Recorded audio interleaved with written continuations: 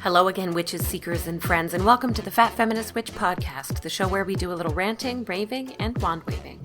I'm your host, Paige, and together we're going to explore magic and spirituality, social justice, the psychic realm, and most importantly, what makes us good.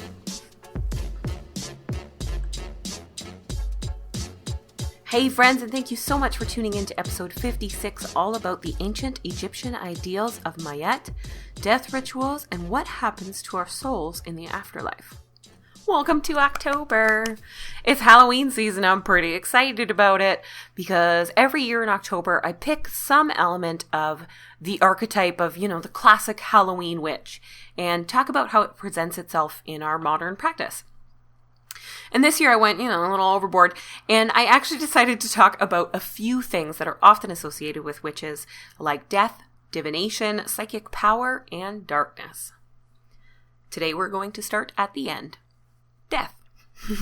Specifically, what happened to the soul after its body died in the new kingdom of ancient Egypt. So today's episode was inspired by the Amenti Oracle, which is based around the cultural value system in place during this period of Egyptian history. It's an interesting deck with, such beautiful artwork, and can help you explore some of the concepts we talk about later today.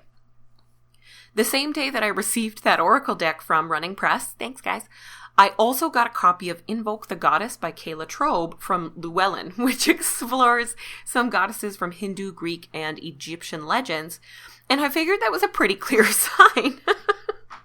It made me laugh, but it's cool and it's spooky, so thank you to both publishers. When it comes to death and funeral rituals, there's just never been anyone that takes it as far as the ancient Egyptians. Ritual mummification and booby-trapped pyramids are just like the tip of the iceberg. I'm serious. It's really, really neat. I talked a little about the Egyptian Book of the Dead in a previous episode about magical books. And today we're going to expand on that just a little bit and dive in a little more in depth. So there is no one master copy of the Egyptian Book of the Dead. This was a book that was created and recreated for each individual person who was buried with one. And it served as a guide so that their specific soul could find its way through the trials and tribulations of the journey through the afterlife and provide them with the spells and the information that they'd need to pass every test. The most well-preserved copy in existence is known as the Papyrus of Ani, a scribe from Thebes, which again I did talk about in that episode.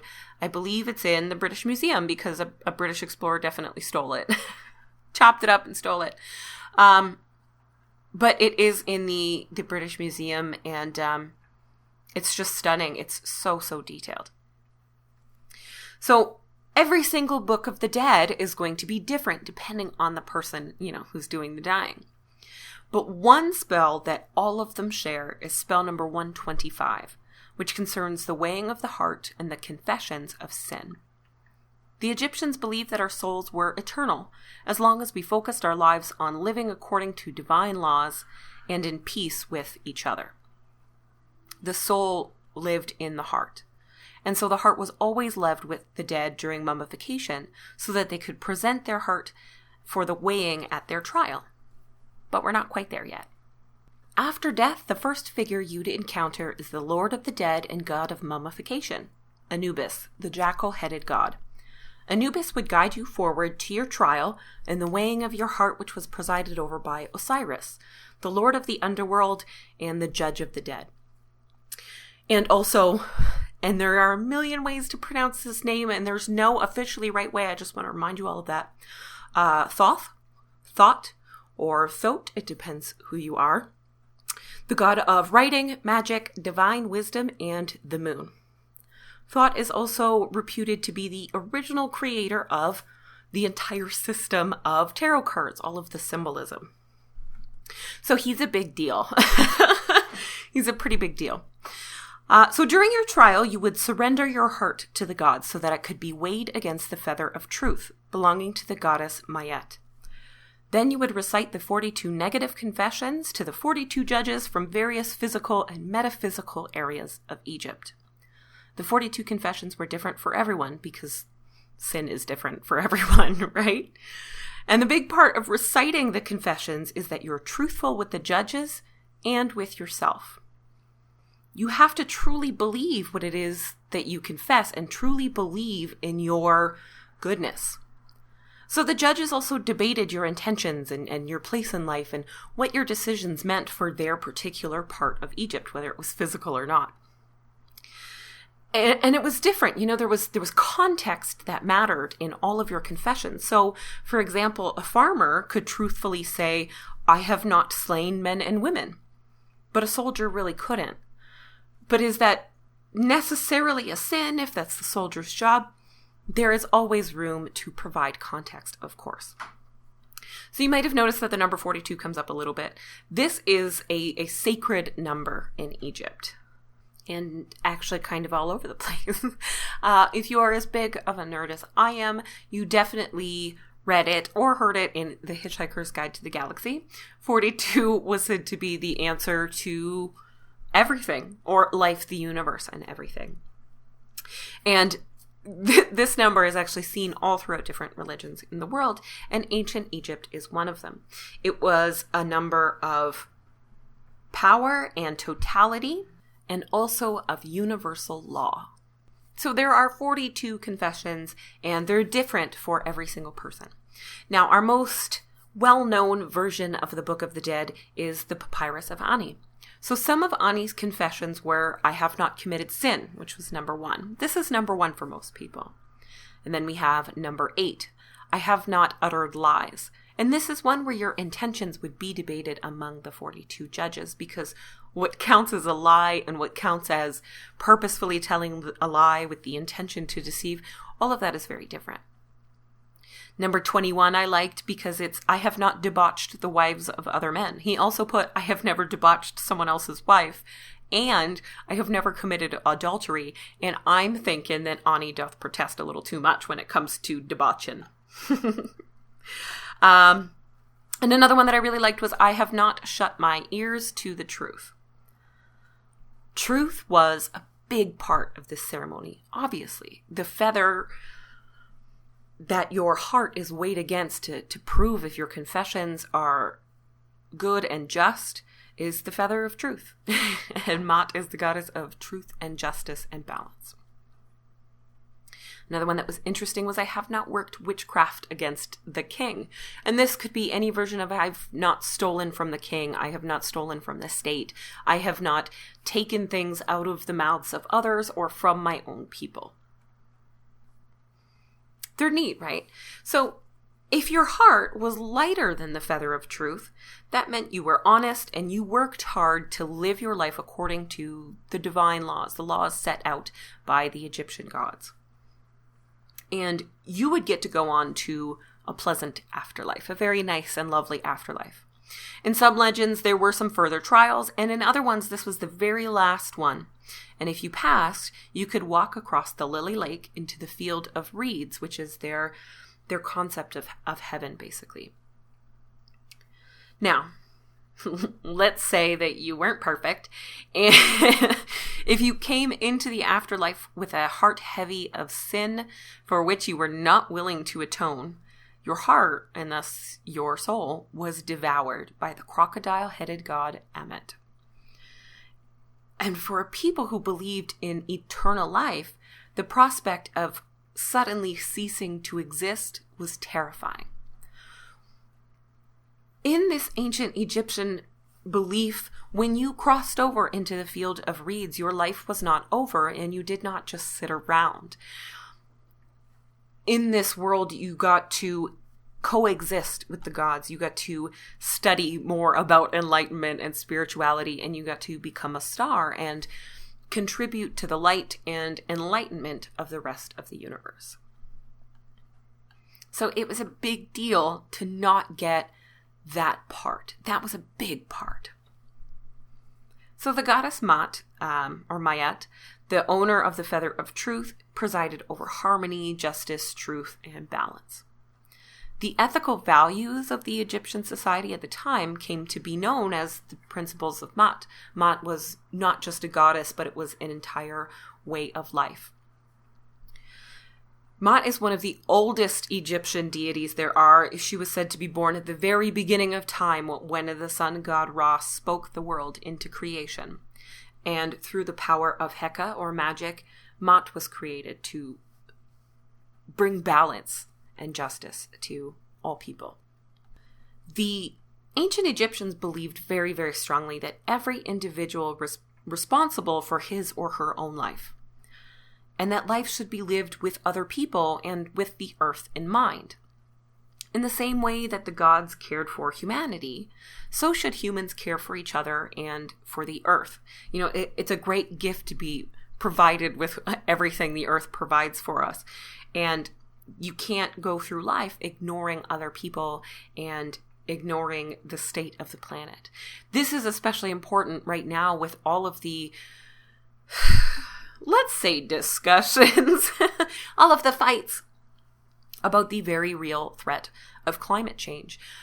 Denying climate change and denying the effect this has on other people in the world, or just denying that that matters as much as your life or your convenience, is definitely not in line with the principles of Mot. And those motherfuckers are just going to get eaten by a big old crocodile in the afterlife. Just you wait. Just you wait. I hope that makes you feel better. So, to live in accordance with these beliefs was said to be living according to the principles of Mot, and this would grant you the privilege of moving on to the field of reeds in the afterlife. This is a super universal concept, right? This is just the story of religion. So religions and spiritualities all over the world have a similar process when it comes to death. Now, the Egyptians wrote an entire guidebook so that those individual souls could find their way. They carved symbols onto their sarcophagi. They came up with mummification to help preserve the heart and preserve the body of the dead so that they could move through their afterlife properly. It was all set up to make sure that the next phase of their eternal life went smoothly or went the way it was supposed to. Mostly it was meant to prepare you for that so that you could, again, take responsibility for your actions and your choices. So the field of reeds, past this beautiful lake of lilies, is described in a lot of the same ways as heaven and the Elysian fields in ancient Greece. You know, life is beautiful, but life is hard. And throughout this life, you're going to lose things and people and opportunities all along the way that are really going to matter to you. Now, you shouldn't carry that regret with you in your heart. And part of the reason for that is that in the field of reeds, you reunite with all you had to lose or sacrifice in this first phase of your life, the living phase of life. All the people, all of the knowledge, all of that. You get to live on forever with the gods in peace and harmony and continue to learn the secrets of divinity. You can become a star and share your light and enlightenment with the world from there, and you get to continually contribute to the magic and the energy and the balance of the universe. Again, this is so universal, and I think that's what I like about it, is that this is very old. So the Egyptian Book of the Dead predates Jesus by like a couple thousand years. It might only be like 1800, but it's a couple thousand years. So, and it's not like, I don't like the idea that all religions stole from each other. I think it's more that these are archetypes. These are archetypal images and stories and beliefs and feelings that all human beings share. They're universal. They belong to all of us. So the ceremony, the heart-weighing ceremony on these golden scales, and the principles of Mot are the main inspiration behind the Amenti Oracle deck by Jennifer Sodini, and the artist is Natalee Miller, that I mentioned earlier. Super cool deck, very interesting. The deck consists of 42 cards, there's 42 confessions, and they're based on some of the negative confessions recited during, as noted in multiple Egyptian books of the dead, because Ani's is not the only one we have, it's just the most complete. Instead of they being negative confessions, they've been transformed into positive statements that are like affirmations. You're still alive, right? You can't just say, I never did this yet, because you've still got a place to go. So these positive affirmations allow you to embody these ideals going forward to make sure that your afterlife goes well. This deck is really, really interesting. And I'm going to start with what I really loved about the deck, because there's some stuff I didn't. But I'm going to start with what I loved. The art in this deck is absolutely fucking fantastic. Like, I cannot say enough nice things about the art. The symbolism on the cards is beautiful. The art is really, really, really cool, really interesting. Obviously incredibly well thought out. Even the backs of the cards, they have this kind of neon thread vibe that is at once very modern and also very like an ancient concept, you know, the thread of life. So I thought that was really cool. The colors, some of which are incredibly muted or understated, are still super bold because of the way that the cards are designed. They're so full of symbolism. Just like a classic tarot or oracle deck, you have to look in every single corner of that image on your card to get the full view of what it is that you're looking at. I love the cardstock. I mean, it's just... honestly, they're beautiful cards. I love everything about the cards themselves.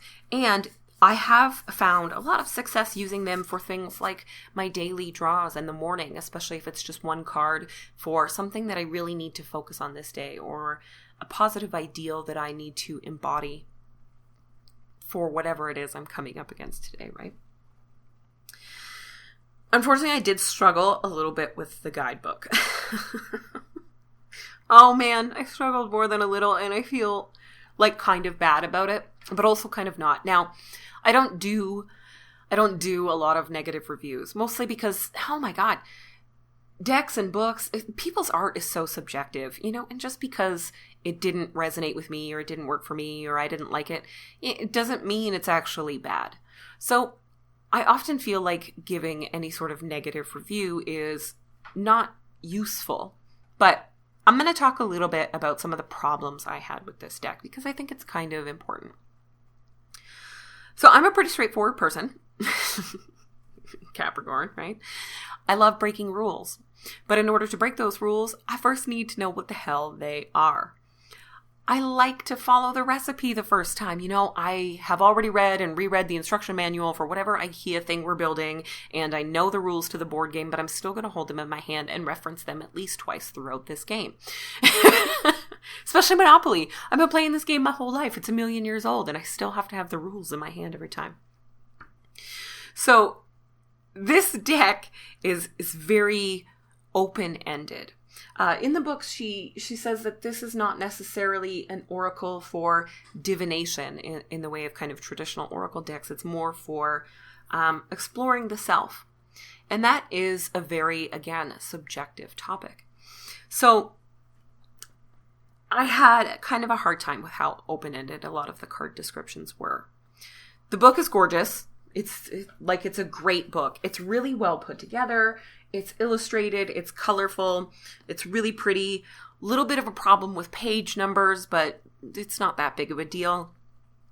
But some of the entries in the book, many actually, gave me more than a knife to decipher the meaning of the card, and others not so much. There are still some cards in here that I just cannot figure out. I just can't figure them the hell out. And it doesn't matter how many times I read the entry in the book. It's just not sinking into my brain. That's my brain, right? Part of this is no doubt my love for boundaries that I can then cross, right? I love my rules. But another, I don't know, it's not really a roadblock. It's a positive and a challenge when it comes to this deck. And I realized it when I was writing this episode. It's how individual each of these confessions need to be. So when you're making a deck, you need to pick 42 confessions that could apply to everyone. As we learned, every single Egyptian Book of the Dead is completely different. The sins that you have to confess at the end of your life are going to be different than other people's. Even the way that sin applied to your life, or, your intentions behind it, all of that is going to be completely, completely different. So the cards have to be pretty open-ended so that they can be open to everybody. And I'm glad I realized that while I was researching this episode, because that has helped quite a bit to remember that each one of these confessions still has to be, rung through the perspective of my own life and my experiences and my beliefs and things like that. So I can't get too hung up on the meanings in the cards. I can't get too hung up on having a guidebook that just gives me strict like point form notes, right? I can't have that with this kind of concept. So I'm struggling a little bit. It's a little hard, but I love the cards so much that I am going to keep using them. And I've started kind of making up my own key or guidebook, grabbing Post-its and making little notes on individual pages and with certain cards so that I remember some of the things that come up when I'm doing an intuitive reading, some of the things that have popped into my head when I've read these cards before, or other times when I've found this card, or, whatever. Another problem I had is that the language, though it's beautifully written, is very mystical and very esoteric. And at times I couldn't actually figure out what the real world action or situation that would actually fit the affirmation on the card is. Like, I can't. Some of them are very, very self-explanatory. And we're going to go through 3 of them in a minute. I picked a few. Some of them are self-explanatory, like, I act respectfully of others. That's pretty self-explanatory, right? And then you have others like, I keep the waters pure, which has to do with a lot of Egyptian symbolism. It requires a little bit of, just a little bit of research along with your intuition. And then there are other cards that will be very, very different and could be kind of a challenge for you depending on what it is that you are reading and the things that you believe. One card in particular that I struggle with is I hold purity in high esteem. And what I'm struggling with is, I mean, it's a beautiful card. The symbolism is mostly pretty easy to follow, but it does have the chakras in it.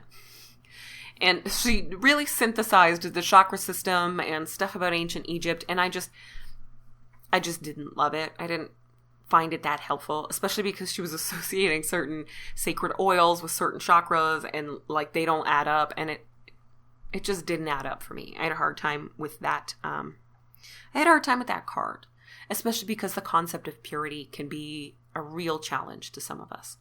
But in the book, she explains that if you hear the word purity and you instantly think of some of those more negative and limiting boundaries of whatever religious morality that's been foisted on us. That's not what this card is about. It's about clearing your chakras and balancing them. It's about making sure that you are taking care of your body, that you are getting rid of the things that you no longer need, that you are shedding the things that you no longer need, and that you are building up your body and yourself, physical and metaphysical, building up that self to be the best version of yourself that you can. So once I got the hang of that, it was a little easier. But I did struggle with the chakra things in there. It was a little too much.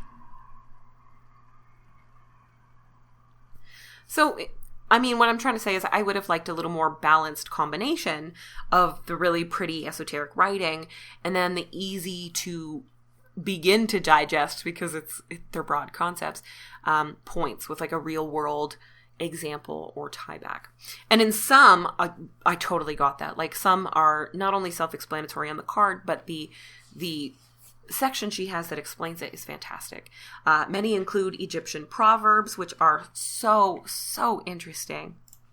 The one thing the book is great at is teaching you more about Mayet and the principles and their place in the value system of ancient Egypt, the ways that they saw it and the ways that they would try to embody these ideals in their everyday life. Like I said, the book is full color. It's illustrated. It's beautiful.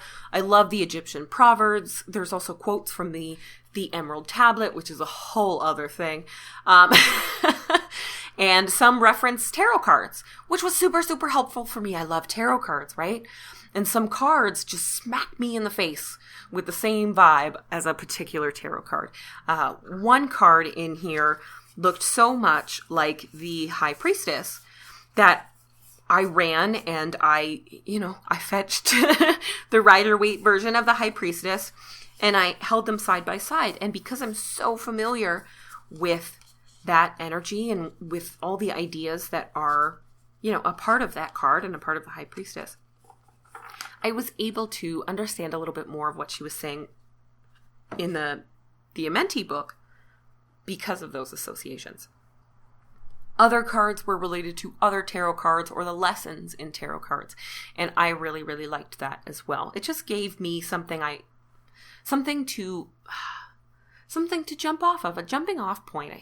I kind of need that. So I don't want to sound like I'm giving this deck a bad review because I am absolutely not.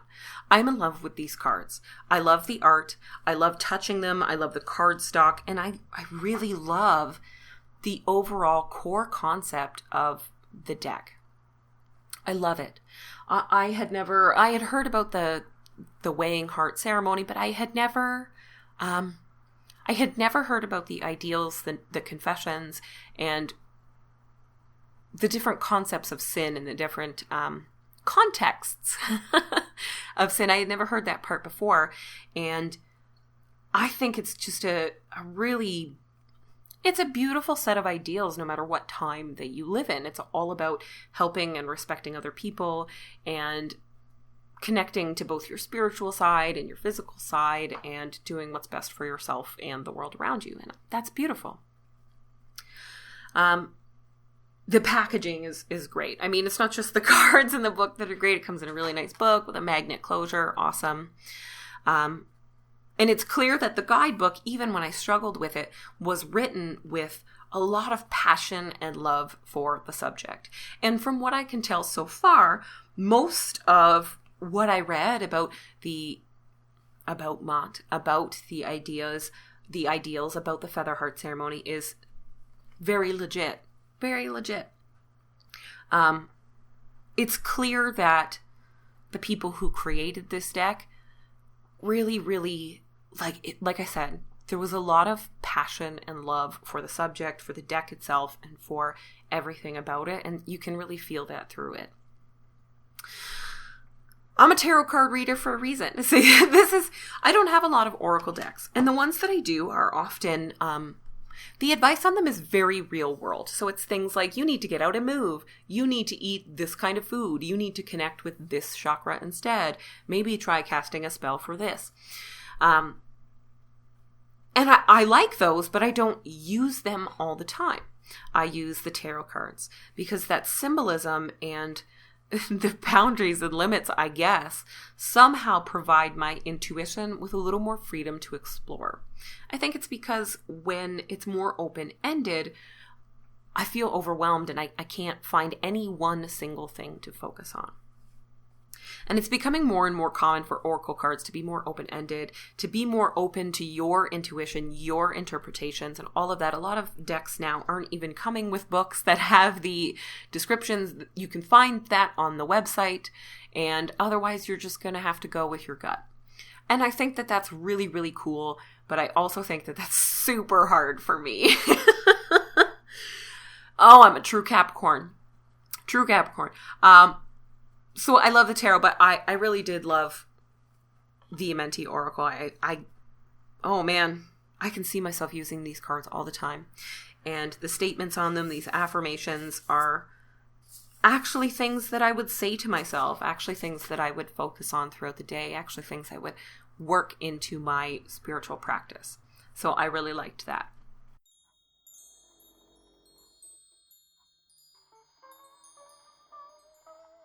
Spooky Things Magazine is a brand new, curated monthly art zine containing work from well-known and emerging artists from all over. The subject matter is all in spooky fun and perfect for any witchy art lover. Head to spookythingszine.com and get yourself a copy of the brand new #1 first edition of Spooky Things, which is, of course, Halloween themed. You can also get a copy that comes with extra stickers, limited edition buttons, and gifts from the creator of the zine, also known as Peaceful Pagan Person on Instagram. Peaceful Pagan Person also has an incredible Etsy shop where you can get tarot readings, witch bottles and balls, resin artwork that has real flowers and herbs worked right in, as well as a whole bunch of other really, really fun, spooky stuff for your home and your practice. Every day is Halloween in Spooky Things magazine, so head to spookythingszine.com and get yourself a copy today.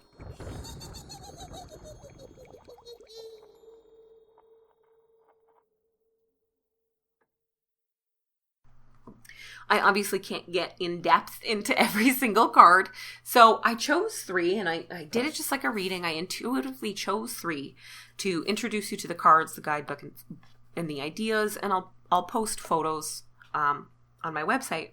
But I chose these with the intention of delivering messages to anyone that comes across this podcast episode. What is it that you need to hear? So the first card I drew is number 32, which is on page 98 of the book, if you have it, which is I follow my inner guidance.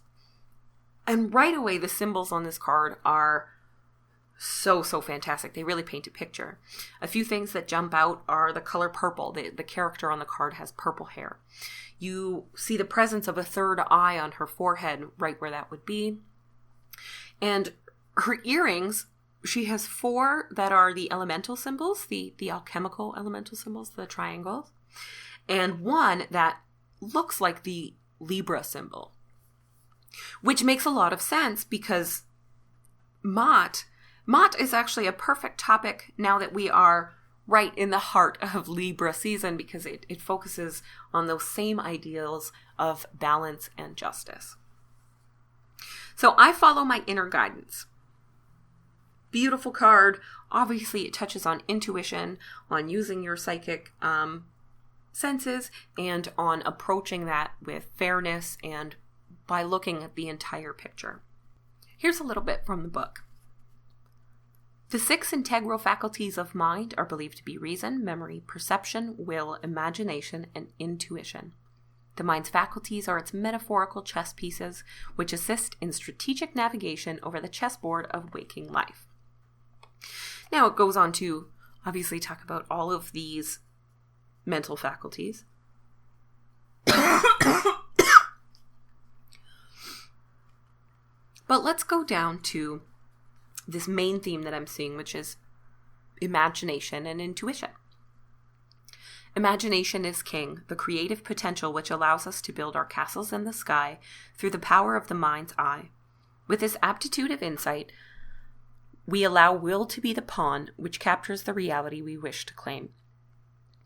Finally, the queen to our king of imagination is our power of intuition as the universal language of feeling, the synthesis of emotion and insight, foresight met with strategy. Intuition, in conjunction with all other working parts of the conscious mind, brings total awareness, and through cultivation of awareness and the ideal of inner guidance, we are led to deepening of awareness of self and the self's strategic relationship to the totality of the all. So the message there is to follow and to trust your inner guidance, to tap into your intuition and to trust the symbols and messages that you receive through there. The next is card number 27, which is on page 85 in the book. And this is, I am open to love in various forms. I really liked this card because it shows how modern the influences were behind the design of the cards. So the person that you see on this I am open to love in various forms is a person of no specific gender, and they are holding 5 varieties of flower to their heart. When I look at it, what I can see is papyrus, which of course is Egyptian. They used it for paper. I see a poppy. I see a lotus. I think those are violets, small little purple violets, African violets. And, that might be amaranth, Love Lies Bleeding. It's red and it's kind of a cone. And I've seen it in other cards as well. I should look that up a little bit more. But those are the 5 flowers I can kind of make out there. So you might want to look up some of the language of flowers to see what that means. The colors are soft and bright, and the design is really simple, but it sends a really beautiful message. I'm open to love in various forms. It's not just about romantic love. That is not the only type of love, though for some people it really feels like that. And actually, if you're a Libra, it probably feels like that all the time. Libras are the sign that are notoriously obsessed with romantic relationships. And today is my Libra friend's birthday. Well, today when the episode comes out, so October 3rd, is my Libra friend's birthday. And he is very much a true Libra and a little obsessed with the relationships, the romantic relationships. But I like the message behind this card. Love is something that is elemental, ever-present, and entangled in many different forms and feelings. The simplest and most complex seed of creative force, the various forms of love within a lifetime, are an infinitely evolving action, motion, subject, object, and understanding. Love is something that can be found and can become us. It is a being and a doing, and the invisible that takes root in the heart. Embracing I am open to love in various forms is about understanding, remembering, and embodying love's elements and transitions. It is the deep connection to love as an awareness to become and a detachment from love as a prize to be won or a thing to be attained. While soulmates may be found along the path into being, the idealized human understands that each soul met is a match to the spirit of this embodied ideal, and love is the superlative state of matter imbued with meaning. And being open to love in various forms means always be willing to both give and receive love. You know, if you are giving love all the time, and that doesn't sound like a bad thing, right? But if you're giving love all the time and you are not allowing yourself to be loved in return, that is a problem. That is one of these sins because it doesn't take the feelings and emotions of others into account, which is part of the ideals of Mott. It's also about realizing that love is the ultimate force, the ultimate goal in life, not just romantic love, but loving all people, loving the planet, loving yourself. All of these are very, very important. And the last one I pulled is actually like probably one of my favorite ones in the deck. It's number 13, of course. It's on page 49, but it's number 13. And it's I honor animals with reverence. I love it. And because it is based on ancient Egypt, you better believe that there is a big, fancy Egyptian cat on this card. So it features a really, really badass woman with her fancy Egyptian cat who is in a very like regal and protective stance, wearing the jewelry and a shawl, and just so cool. It even has little eyeliner. I love cats with eyeliner. So the full moon is behind them, while a snake looks on from above, and a small pink bird floats right above the hand of the woman here with her cat. And I love this because it shows an appreciation for all different kinds of animals. You know, birds are important, and as are cats, but an animal doesn't have to be our pet. It doesn't have to submit to us to be valuable. It doesn't even have to not kill us to be valuable. There's a place for all these animals on the planet. So it says here, in ancient Egypt, cats were held in high esteem and treated with great care. Royalty would dress their feline companions in golden adornments and happily allowed them to eat off their plates. These sacred creatures helped protect the community food supply by fighting off mice and cobras. Cobras! So cool. And punishment for harming a feline was incredibly severe. Bastet, the Egyptian goddess often represented as half feline, half woman, was worshipped as the safeguard of the pharaoh, the keeper of women's secrets, the goddess of home and childbirth, and the protectress of felines and their caretakers. I love it. In embodying the ideal of treating all animals with reverence, we find a vision of every life as something to be cherished and a magic behind every life force, no matter how big or how small. Through observation of and respect for the unique characteristics of each individual animal spirit, we can allow the opportunity to relate to and apply the archetypal energy each embodies to the fractal design of our soul's personality. In removing the ephemeral mask of the human ego, we are left with the perennial wisdom within the anima mundi, or world soul, the intrinsic invisible spirit that permeates all life. And this is, of course, one of my favorites. This ideal can obviously be interpreted in 1,000 different ways. It can be not eating meat or using animal products because you feel like that's wrong. That can be one way to live this ideal. Some people who still hunt for food will say prayers of gratitude for the animal that has died. Others will care for animals in life. They'll foster kittens, like a friend of mine does all the time. She has a new crop of kittens like every 2 months, and it's heartbreaking and it's beautiful, and I love her for it. So she fosters kittens. Other people will start up entire animal rescues or shelters, or just volunteer at their local shelters. Many will bring cats and dogs into their home if they have enough space, and some become teachers to teach children and people and everyone. How cool. I think animals are cool. How cool and how important all animals are to life and the universe and our existence.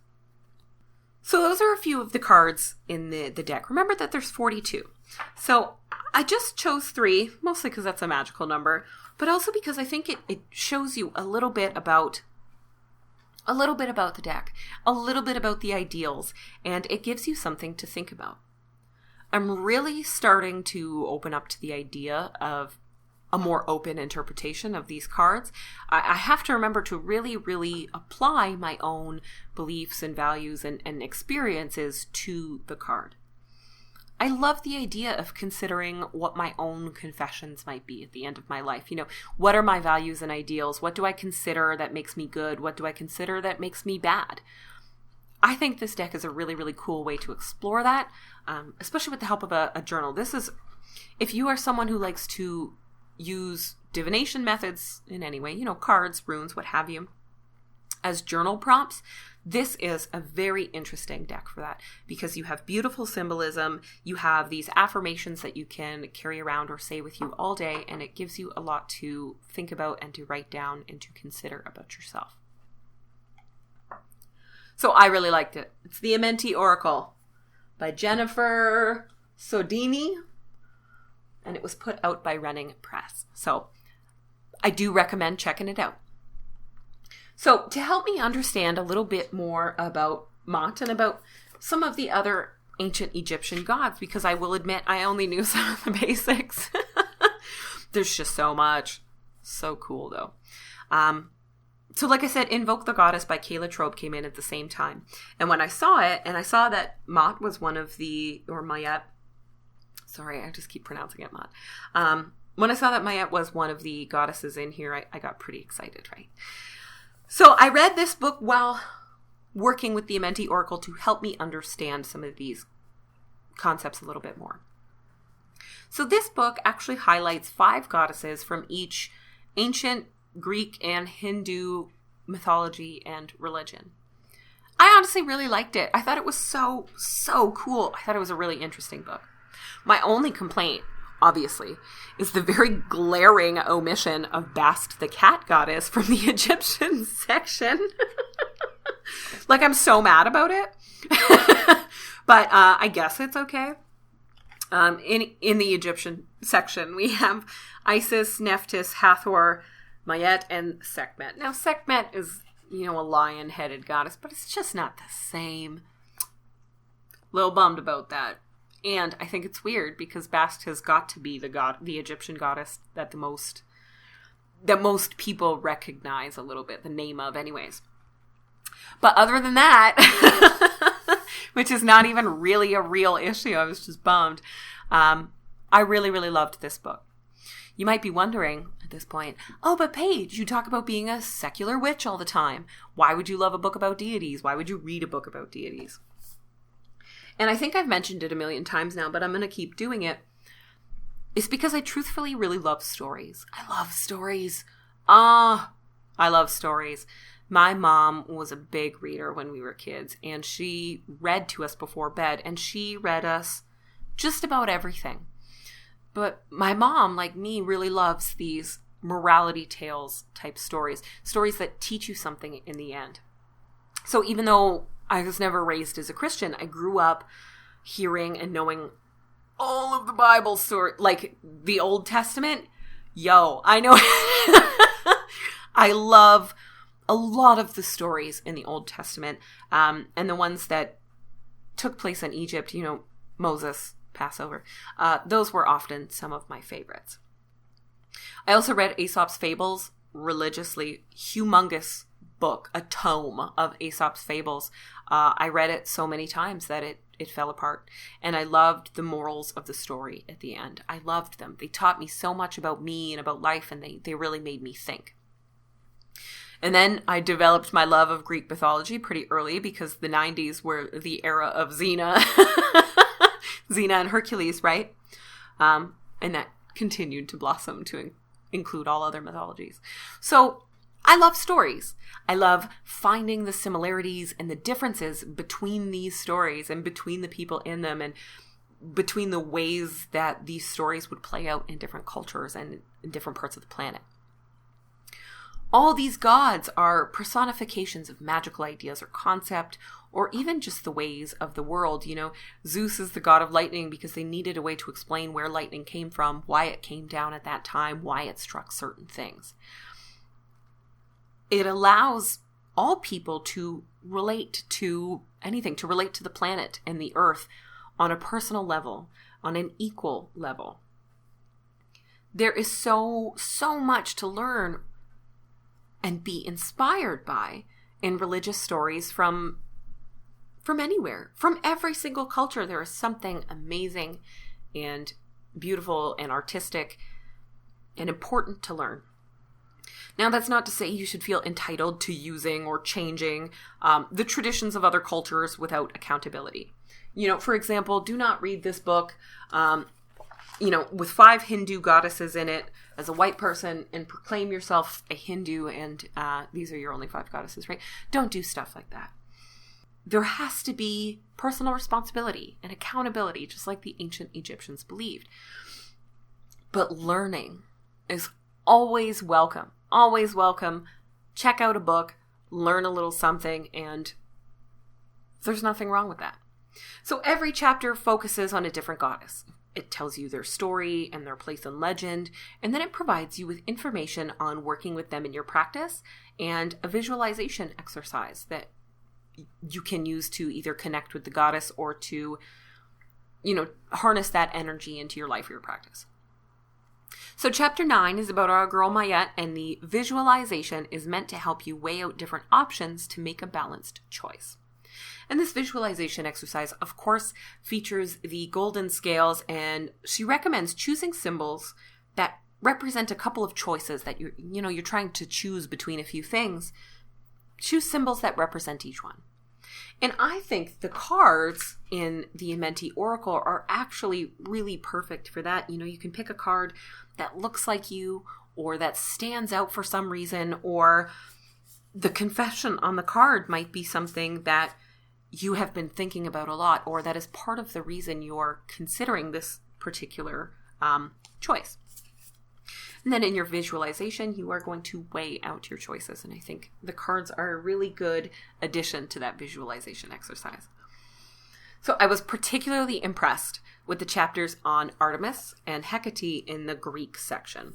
Now, Greek mythology is something I know a little bit about, so that was actually the one I started with. Despite being interested in the Egyptian, I went to the Greek first to just it was a way to gauge if the book was well written, and let me tell you, it is. Every chapter has a story or a poem right at the beginning that, shows you something about the goddess in question, or that tells you a little bit about her vibe, her energy. And the one for Artemis, the virgin goddess of the moon and the hunt, was something else. And I have posted some of it to Instagram. It goes on and on and on. If I could read the whole thing right now, I absolutely would. But there's a part that I want to share. Be warned, all ye who would sin against women and hold my daughters in contempt. Ye shall be hunted down like quarry and thrown to the dogs. Be warned, all women who ally yourselves with wrongful forces, even those of you who call yourselves my daughters. Treat your own kind with respect, or you shall be doubly punished. For I am Artemis, who shoots from afar and never misses. From me, though you may dodge behind trees and linger in tangled thicket, there is no hope of escape. For the pursuit of the uncivilized is my sport and my only pleasure. Ain't that some shit? Like that. I got so fired up when I was reading it. I was like, yeah, it's right. I loved the addition of talking about not just, those who hurt or don't value women, but also the women who have internalized this and the damage that can do to other people. I thought that was awesome. So cool. In every section, there is a small poem or a bit of story. And those have to be my favorite section of every single chapter because I love the stories. Hecate's chapter was really, really great. And the visualization exercise is to help you overcome prejudice because Hecate is the protector of outcasts. She was an odd duck, that one, but in all of the best ways. She was actually a titan goddess who was very much revered by the younger gods who had wiped out the other titans, right? Zeus thought she was just the bee's knees and gave her dominion over all sorts of things. Earth and land and magic. She works with the moon. She's the goddess of the crossroads. She has so many jobs. And she is the protector of outcasts. And the visualization was really, really beautiful. And then Kali's chapter near the beginning of the book in the Hindu section features a visualization for ending cycles of abuse. So the book is filled with really, really cool, empowering moments, especially for, it's the fat feminist witch, man. This is a great book to work your love of stories and your meditation and magical practice with your beliefs and your ideals as a feminist. We're talking a lot about beliefs and ideals today, aren't we? So I found the book really fit in with a lot of that, and it was really, really interesting. I love the stories, and it was inspirational. The energy of these goddesses is something that you can work into your magic without having to worship anything. You can be inspired. You can incorporate their images, their sacred tools, their incenses, and you can tell their stories and find the elements of magical truth hidden within. So this weekend, as you're going about your lovely October business, I would like you to think about what some of your confessions would be when you made your way to the afterlife. What would you say as you handed over your heart and as the scales of justice weighed it with the ostrich feather of truth? Do you think that your heart would be light enough to make it through? Do you think heaviness in your heart that was maybe not caused by intentional sin, do you think that could hold you back? Let me tell you, it won't. And do you ever focus on any of these specific ideals and morals and values and ethics as a way to extend your spiritual life? That's what I want you to think about this weekend. So we started in with death, but I think we kept it a little light and breezy today. Now, October is it, right? October is it. And we are going to be talking about spooky stuff all month. Today we talked about death and the weighing of our heart. Next week we are talking about my baby, tarot. Now, if you saw the event, some of it will be different.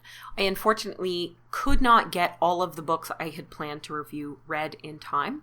Read and tested, right? Especially when it comes to tarot books. I like to test them out and, make sure I'm really getting it, work with my cards a little bit, do the exercises. So unfortunately, I wasn't able to do that. So I won't be talking about tarot for troubled times or querying the tarot next week, but I will be getting to them before the end of the year. That's my promise to you guys, because everyone wants me to review these, and I don't blame you. But I am still going to be talking about tarot, about the history, about some of the symbolism. I've got a different tarot book or tarot books to talk to you about, to recommend. And we're going to come back a little bit to our Egyptian legend, and we are going to talk about Thoth and his role in the symbolism of the tarot, and then Aleister Crowley's role in exposing his symbolism in the tarot. So that'll be a really fun episode next week. So I hope you guys can tune into that on Thursday, October 12th. Tomorrow, Friday, October 4th, be sure to check out my website, thefatfeministwitch.com, to see my update for the Fat Witch Fall playlist. There was not an update last week, unfortunately, but this week I've got something really, really great, really fun planned, and I've got a whole big handful of songs to hopefully help you ruminate over some of these subjects this weekend. Balance, justice, witchcraft, all of that fun stuff, because there was a ton of witchcraft and magic in that Egyptian story, wasn't there? So cool. So thank you all so much for tuning into the podcast today. If you want to find out a little bit more about me, you can go to my website, thefatfeministwitch.com. You can also find me all across social media. Just search Fat Feminist Witch. You can search the hashtags FatWitchFall to find more of the things I'm posting throughout Instagram, or the things people are saying in response to some of the shows here. If you want to contribute financially to the show, you can do that by going to patreon.com and signing up for the private monthly membership group called The Witch and Bitch, which is $10 a month. And we do live meetups. We have books that we read every month. It's every 2 months. It's a cycle. Right now we're reading Honoring Your Ancestors by Mallory Vaudoise and talking about death, of course. It's spooky season. It's time. You can also go to my website and click the button that says Buy Me a Coffee to make a small little one-time donation. And if you are a writer, or you create witchy products, or you have a product that you think might help or contribute good things to my listeners, and you want to advertise on the Fat Feminist Witch, you can do that by going to advertisecast.com/fatfeministwitch. And of course, liking, subscribing, sharing, all of that, super appreciated and really does help my show grow. Have a very fantastic, spooky October weekend, everybody. And, happy birthday to all those October Libras out there who are coming into their element right now. I know you're just loving it. And if anyone is going to focus on the scales of justice and balance and truth, it's you. Don't let me down.